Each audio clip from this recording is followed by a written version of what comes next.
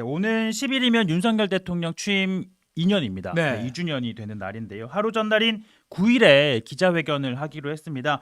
오전 10시 대통령실 이 브리핑룸에서 진행이 되는데 어제 김수경 대변인이 직접 이제 입장을 밝혔습니다. 네. 공지를 했는데 이 기자회견을 하기 전에 윤석열 대통령이 먼저 집무실에서 영상을 통해서 지난 이 2년 이 정부 국정 운영 기조와 정책 추진 상황을 설명을 하고 또 앞으로 3년은 어떻게 국정을 운영할 것인지 그 계획을 말씀드릴 것이라고 밝혔고요. 처음에는 그러니까 영상을 먼저 약간 일방적으로 스피치를 하고 그렇죠. 그다음에 집무실에서. 장소로 옮겨서 네. 기자회견을 한다. 브리핑룸으로 옮겨서 아. 이제 기자회견을 하는데 이제 모두 발언 없이 곧바로 이제 기자들과 질의응답을 하겠다라고 합니다.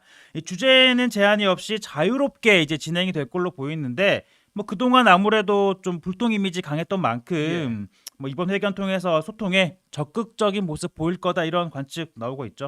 예, 지금 한 1,000분 넘게 접속하셔서 많은 의견 보여주고 계신데 뭐 소개해드릴 것이 좀 약간 일방적인 여론이 많은 것 같습니다. 좀 큰 기대를 안 하시는 그런 느낌이 있는데 아무튼 계속 의견 올려주시면 감사하겠습니다. 네. 앞서 비서실장 그리고 정무수석 발표를 할 때 약간 이례적으로 또 이게 단상 앞에 나와서 네. 뭐 물어볼 거 있습니까? 이렇게 하면서 질문을 받았는데 이번에는 그때 질문 2개씩만 받았어요. 이번에는 그 얘기를 했었죠. 2개씩만 네. 받겠다. 맞아요. 네. 3개도 아니고 1개도 아니고. 그렇죠. 이번에는 개수 제한이 없게 네, 하겠죠. 이번에 대통령실 관계자에 따르면요 시간 제한을 두는 게 좋진 않겠지만 좋겠지만 현실적으로는 그건 어렵고 1시간 남짓 이 질의응답을 나눌 예정이다. 아. 최대한 많은 질문을 받을 듯하다라고 밝혔는데요. 이 비교를 해보자면 취임 100일 기자회견 때 34분가량 질의응답이 이루어졌고 당시 질문 12개를 받았었거든요. 뭐 산술적으로 계산하면 2배 정도 되니까 한 20개 정도는 할 수 있는 시간이 확보되지 않을까라고 생각이 들고요. 네. 또 이제 윤석열 대통령은 이 기자들이 가능한 이 모든 주제에 대해서 질문을 할 것이다라고 생각하고 있다라고 대통령실 관계자가 설명을 했습니다. 네. 어제 연휴가 끝나는 날이었잖아요. 네. 어제도 대통령 뭐 특별한 공개 일정 없이 이 기자회견 준비한 것으로 전해지는데 이 관계자에 따르면 국민들이 정말 궁금해할 질문 위주로 준비를 하자고 했다라는 게 이 대통령실의 설명입니다.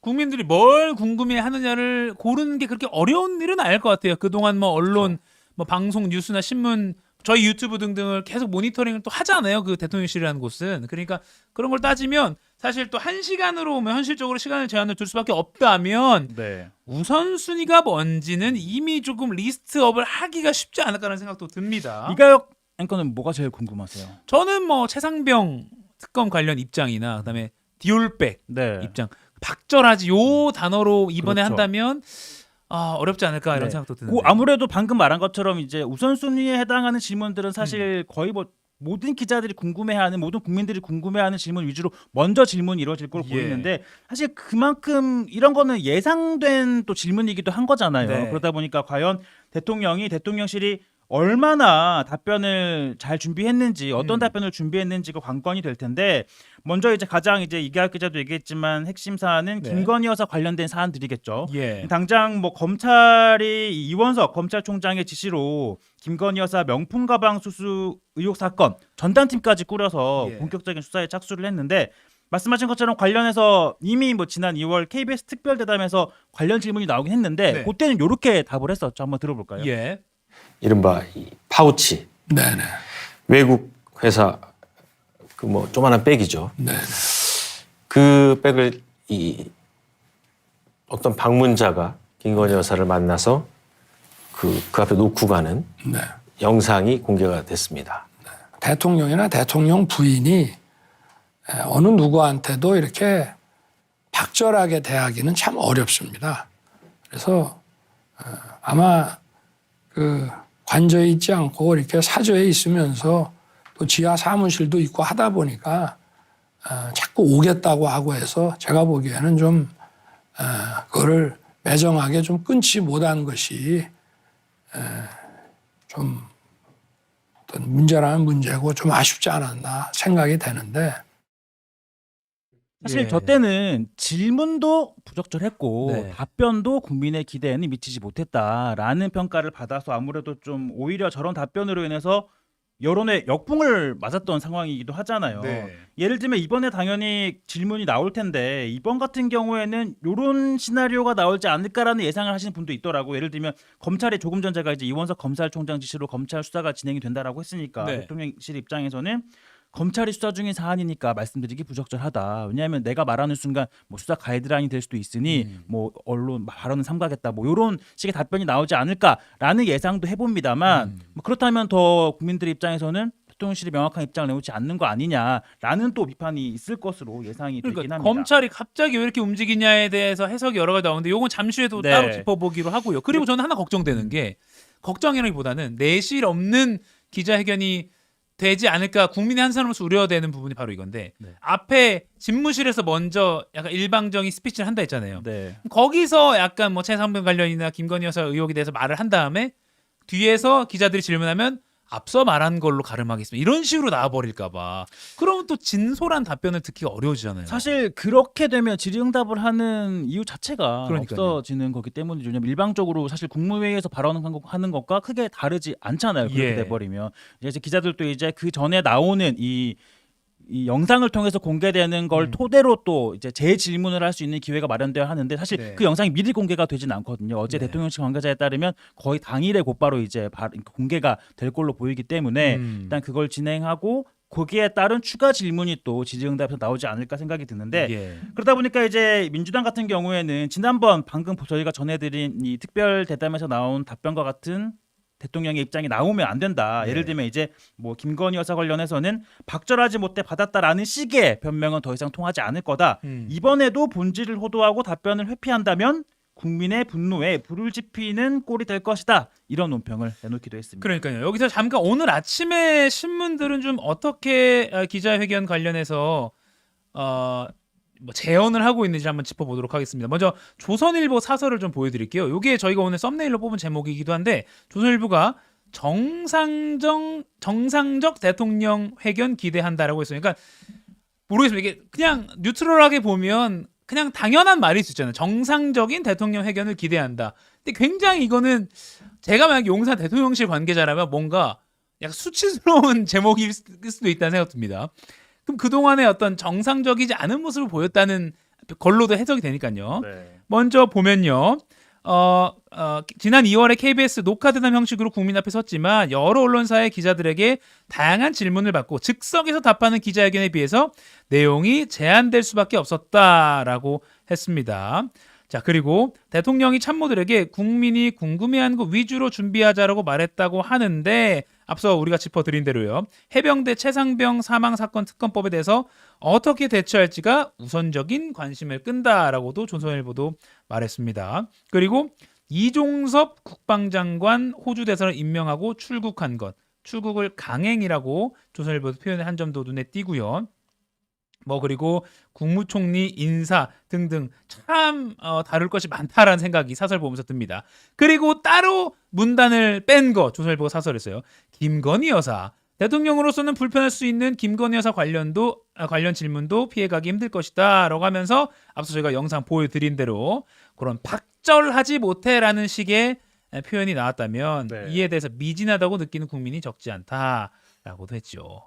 그리고 제2부속실 진짜 이슈가 많았네요. 뭐 등등의 언급을 하면서 조선일보도 정상적 기자회견을 말을 했습니다. 저게 그때 정상적이라는 표현을 쓴 이유를 조금 되짚어 보자면 네. 사설을 말미에도 언급되어 있는 것 같긴 한데 이 대통령이 그간 뭐 대국민 담화 등을 통해서 입장을 밝힌 적은 있잖아요. 네. 당장 대표적인 게 이제 의료개혁 관련 담화였는데 사실 대통령이 담화를 내놓고 갖은 해석이 나오자 사실 대통령 참모들이 다시 나서서 그게 아니다. 뭐 좀 대화할 여지가 있는 거다라는 보충 설명을 하는 경우가 맞아요. 있었잖아요. 그러니까 대화를 한다고 했을 때는 사실 오히려 대통령의 뜻이나 그런 진의가 잘 전달될 수 있도록 해줘야 되는데 그게 아니라 보충 설명을 낙해하는 그런 소통 방식 자체가 부적절했다. 정상적이지는 않았다라고 평가한 걸로 보이기 때문에 이번에는 좀 그런 일은 없어야 되지 않을까 싶습니다. 그렇죠. 그때 지금 여기도 말씀하신 대로 대통령이 지난 의료 파행 관련 담화가 의대 정원에 대한 오해를 촉발한 것이 좋은 예다 했는데 그날 오전에 대통령이 담화하고 오후에 성태윤 정치실장이 KBS 뉴스 나와서 이러이러한 뜻입니다. 이건 이런 뜻입니다. 무슨 EBS 수능 끝나고 수능 강의 해설하는 것도 아니고 이거는 이런 뜻이었습니다. 이건 이렇습니다. 이렇게 네. 보충 설명을 하면 안 됩니다. 여기 나온 것처럼 남의 말을 잘 듣는 것만으로도 소통은 절반이 성공한 것이다. 대통령이 질문을 경청하는 기자를 보고 싶다.